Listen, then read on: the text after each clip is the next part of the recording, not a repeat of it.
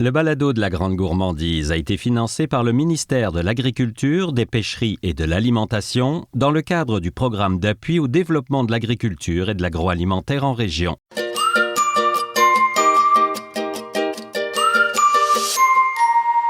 Bonjour à tous, bienvenue dans ce nouvel épisode du balado de la Grande Gourmandise qui vous provient cette semaine de Saint-Robert. On est en Montérégie entre Saint-Hyacinthe et Sorel pour vous situer approximativement avec Pierre-Olivier Place. Bonjour Pierre-Olivier. Bonjour, bienvenue à l'Effet Bœuf.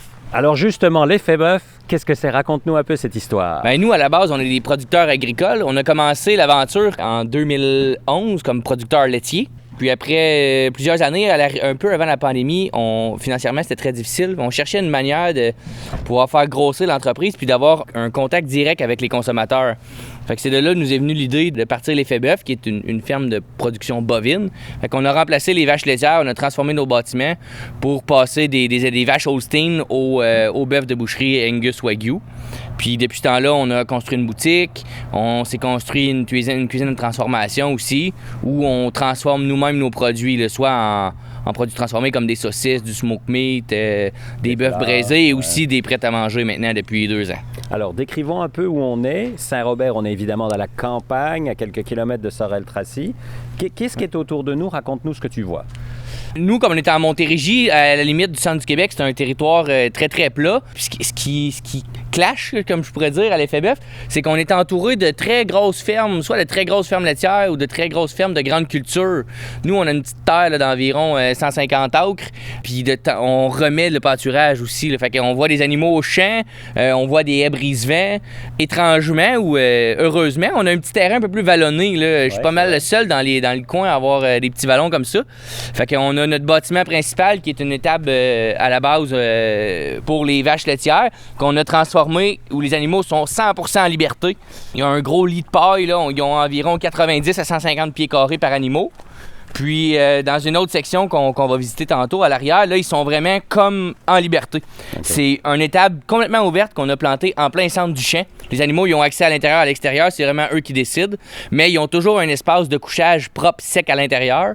Puis une mangeoire aussi à l'abri là, du soleil en été, puis de la neige, bien entendu, en hiver. Alors, vos défis, parce que j'imagine qu'il y en a en permanence et que vous apprenez tous les jours, forcément. Comme on est à la base d'agriculteurs, c'est d'équilibrer la production en fonction de la demande. La demande qui évolue extrêmement rapidement. Puis on a beaucoup de misère à s'ajuster puis à produire. En fait, le problème, c'est de produire assez de bœuf. Là, oui, c'est ça. Parce que ça prend les Angus, là, on peut se virer de bord puis faire des Angus en dedans de 18-20 mois. La viande est quand même belle. Ça baisse un petit peu le volume de viande par animal, mais on s'en sort bien. Dans le Wagyu, c'est difficilement imaginable de faire ça en bas de 28 mois. Là. Fait que c'est long s'ajuster à la demande. Même là, depuis 1 an et demi, 2 ans, là, la croissance, ça va tellement vite qu'on a commencé à faire des petits partenariats avec des agriculteurs locaux. Fait que maintenant, on achète un petit peu de viande là, le temps d'ajuster notre production. Bon, allons voir les animaux. C'est pas mal l'important, je pense. Ça, c'est la section originale de la ferme ici là, qui a été bâtie des années 30. On l'a toute refaite, on l'a réisolée, on l'a mis vraiment au goût du jour. Nous, on a un mode de production aussi un petit peu différent que d'autres éleveurs de boucherie. C'est qu'on a gardé une certaine partie d'animaux Holstein. C'est des relèves Holstein de fermes avoisinantes. Puis on les utilise, dans le fond, on a des mères Angus et Wagyu. Auxquels on fait faire des embryons, puis on implante les embryons dans les animaux Holstein. Fait que là, dans le premier bâtiment où on vient de rentrer, là, on voit qu'il y a beaucoup d'animaux Holstein. C'est l'arrivage, dans le fond. Okay. Les animaux qu'on élève pour les agriculteurs de la région arrivent dans cette section-ci. C'est un peu une heure de quarantaine. On les laisse dans leur groupe où ils étaient ensemble à leur ferme d'origine pendant environ 4 à 6 semaines. Ensuite de ça, on les transfère en plus gros groupes où on les amalgame avec nos animaux à nous. C'est-à-dire le temps qu'ils s'acclimatent, quoi, c'est ça? Oui, exact. C'est surtout les animaux, là, les ruminants, c'est des animaux très, très grégaires. Okay. Fait qu'il va se faire une hiérarchie. On essaie tout le temps de mettre au moins, quand on rentre, mettons, dans un groupe de 15 ou 20 nouveaux animaux, on essaie toujours de faire les transferts au moins 4 nouveaux animaux d'un coup. Comme ça, la hiérarchie se bâtit plus facilement. C'est moins stressant pour les animaux qu'on vient rentrer. Le parc ici, c'est un parc où on commence à mettre des colliers d'activité. Ces colliers-là sont utilisés pour voir les chaleurs, pour soit faire l'insémination ou le mettre dans l'enclos avec le taureau ou encore implanter des embryons. Fait que ça nous a permis d'éliminer à 100% tout ce qu'on avait comme hormones sur la ferme. Oui. Parce qu'on a une antenne qui lie l'activité. Puis quand il y a une activité, soit que l'animal est malade ou qu'elle a une activité qui est caractéristique d'une chaleur, donc qui est reproductive, que la période est bonne, ben nous, on reçoit un message texte et un courriel qui nous dit là, tu as une plage de 24 à 36 heures pour soit inséminer, implanter l'embryon ou envoyer l'animal avec le taureau. Est-ce que ça, c'est ce qu'on voit dans l'oreille? Non, c'est ce qu'on voit dans le cou. Ah oui, dans le cou, Oui. exact. C'est pour ça qu'ils en ont pas toutes. Les mâles en ont pas, puis t'as ça à ta tête? Oui. Les mâles en ont pas, puis les animaux déjà gestants, dans le fond, quand ils ont été confirmés gestants 2 fois, environ 50 jours de gestation, on enlève le collier puis on passe au prochain. Ah oui. En tout cas, elles sont pas farouches, puisqu'elles n'ont pas peur de nous du tout, là. Non, du tout. Ben, à la base, nous, les propriétaires, on est une famille. C'est moi et ma conjointe qui est actionnaire à 50%, 50-50 de la ferme. On a 3 jeunes enfants, 3 jeunes filles, fait qu'ils sont pas mal tout le temps dans l'étable. Ils sont habitués de voir bouger. Puis depuis 2022 ou 2023, j'ai des petits blancs de mémoire pour la boutique. Les vendredis, mais surtout les samedis matins, on a énormément de visiteurs, de jeunes familles qui viennent. Fait que les vaches sont rendues habituées de voir des enfants courir. Mais surtout que, alors on le verra tantôt, mais que depuis la boutique, il y a une vitre, puis on les voit à travers la vitre aussi. Hein? Ça marche dans les deux sens, si j'ose dire. Oui, exact. Puis ça, quand j'en ai parlé très rapidement tantôt, mais quand on a fait la transition de ferme laitière à bovin de boucherie, on voulait faire la mise en marché, mais nous, dans notre mentalité, il y a 2 choses importantes dans la vie. C'est malheureusement le fric, l'argent. Faut vivre, faut être rentable. Mais ce qui va faire qu'on va faire des longues semaines puis qu'on va être entrepreneur, surtout dans le milieu agricole, c'est la passion, c'est le fun. Ouais. Fait qu'il faut tout le temps garder c'est notre objectif, tout le temps garder un équilibre entre le fun et le fric.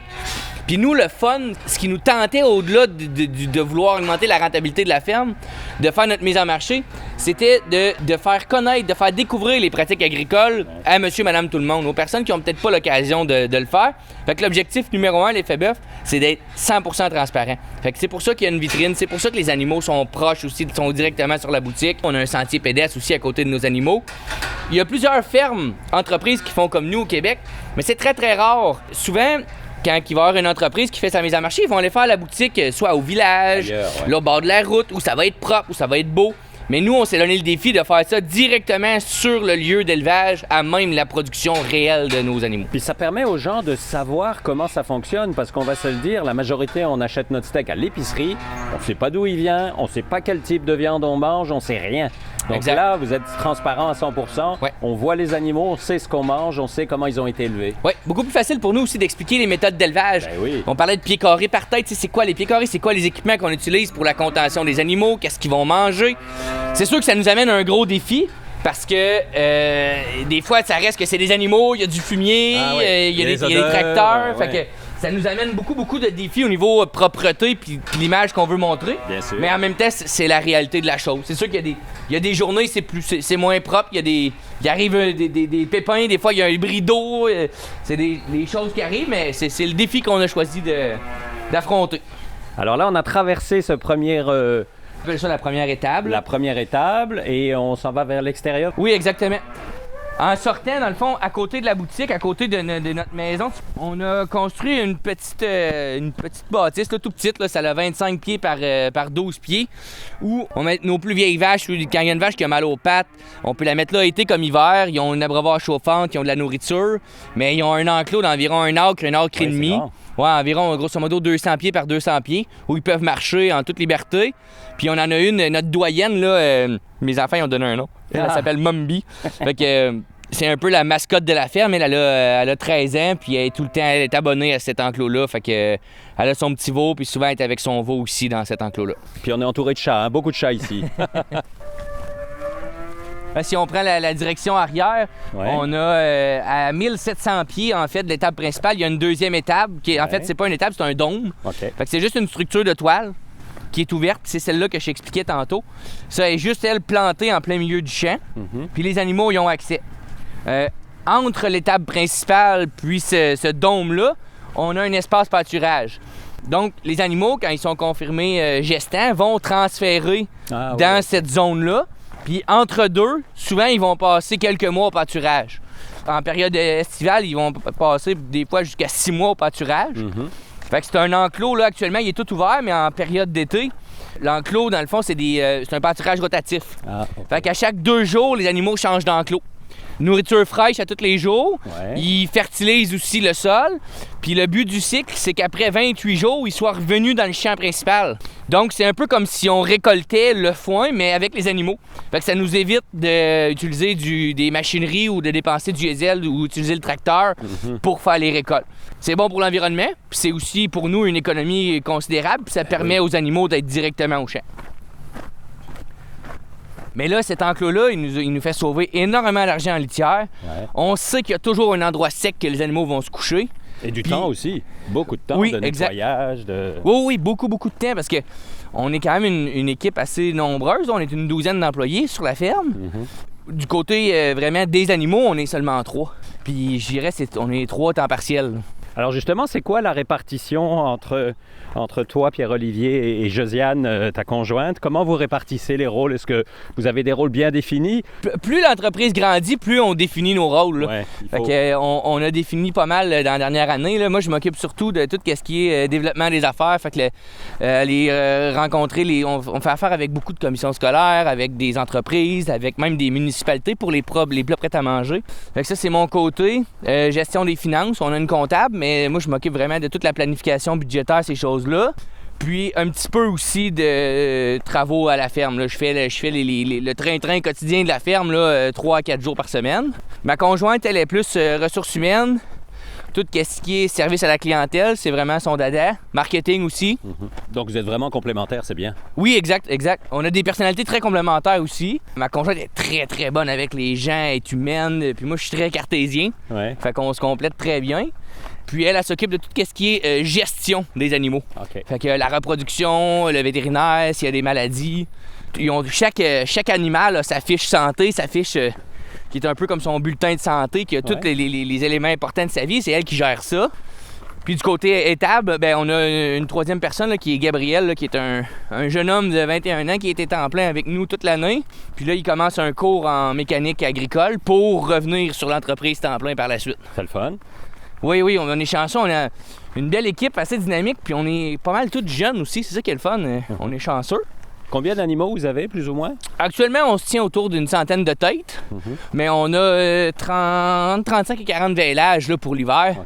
Fait qu'on va être au printemps, là, on va être plus autour de 145-150 têtes. Okay. Alors là, pendant qu'on retourne à la boutique, tu pourrais peut-être me parler de justement l'activité, je serais tenté de dire annexe, même si elle prend beaucoup de temps et de place, de ce fameux traiteur. Dans le fond, nous, de la boutique, on a comme 2 branches qui découlent de ça. On a le côté qu'on appelle plus traiteur prêt à manger, puis on a aussi un côté plus événementiel. Pour commencer, le côté traiteur, celui-là aussi a des ramifications.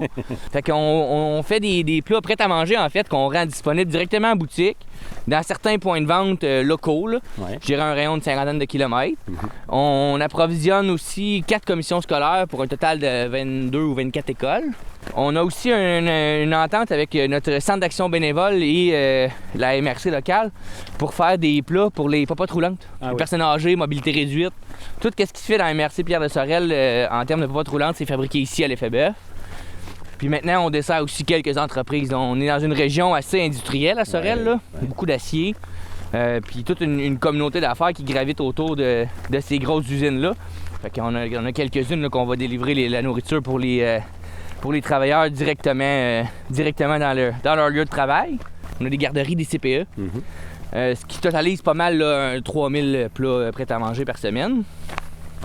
Puis souvent, les entreprises vont faire appel à nous pour leur partie d'employés l'été. Ah oui, des événements. Pour, exact. Leur partie de Noël. On peut soit les recevoir à la ferme pour ça ou se déplacer puis aller faire vraiment un service traiteur clé en main dans une salle de leur choix ou même dans leurs locaux. Alors, on continue notre marche, Pierre-Olivier, puis on va se retrouver à la boutique. C'est ça la magie du balado. Un coup de montage, on marche et on y est. C'est passé. Merci. Bonjour. Originalement, la cuisine, on avait juste une cuisine de maison là, pour tout transformer. Maintenant, on a plus une cuisine commerciale avec un espace réfrigérateur walk-in à porter sur le même plancher. Même chose pour congélateur. Ce qui est ironique, c'est qu'on vient presque de la terminer puis on la trouve déjà petite. Exact. Mais on est quand même bien équipé. Quelque part, c'est un beau problème. Ça veut dire que ça fonctionne et que ça roule. Exact, c'est ce que je me dis. Je me rassure de cette façon-là. Ouais, c'est ça. Puis de l'autre côté de la cuisine, ben, on vient dans la fameuse boutique dont tu nous parlais tantôt.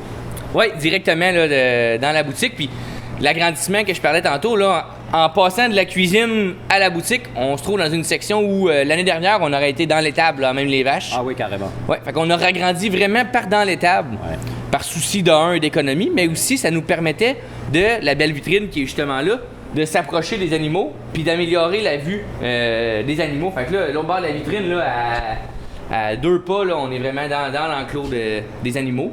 Si je dois goûter un plat, un morceau de viande, quelque chose qui me fait dire « Hey, ça, c'est l'effet bœuf », c'est très difficile, mais je dirais ce qui fait notre renommée beaucoup, depuis le début, c'est notre smoke meat. Ouais, c'est un smoke meat qu'on fait directement sur feu de bois, on summer ici, on l'épice ici. Ça, on s'est fait un gros nom là-dessus. Puis nos saucisses originales, si j'avais un deuxième à choisir, j'en dirais pas une sorte en particulier, mais on a tout le temps une variété de 14-15 sortes de saucisses qui sont faites maison, mais vraiment originales. Donne un exemple, on a une bleuet et romarin, pommes et poireaux. Des choses qu'on voit pas ailleurs. Exactement. Fait que ça, c'est 2 produits là, qui nous démarquent, je pense, beaucoup là, dans la région. Pour finir, Pierre-Olivier, les gens qui veulent venir ici ou acheter la viande ou les plats, raconte-moi les heures d'ouverture, les points de vente ailleurs et ainsi de suite, même si je me doute que sur ton site Internet, on voit tout ça. Oui, le best, c'est ça que j'allais dire, c'est de visiter notre page Facebook, mais surtout notre site Internet, www.lefebœuf.net.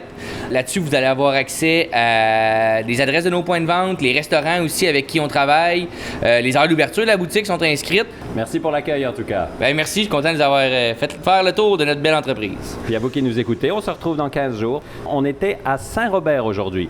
On se retrouve dans 2 semaines et n'oubliez pas d'ici là, mangez local. Bye bye tout le monde.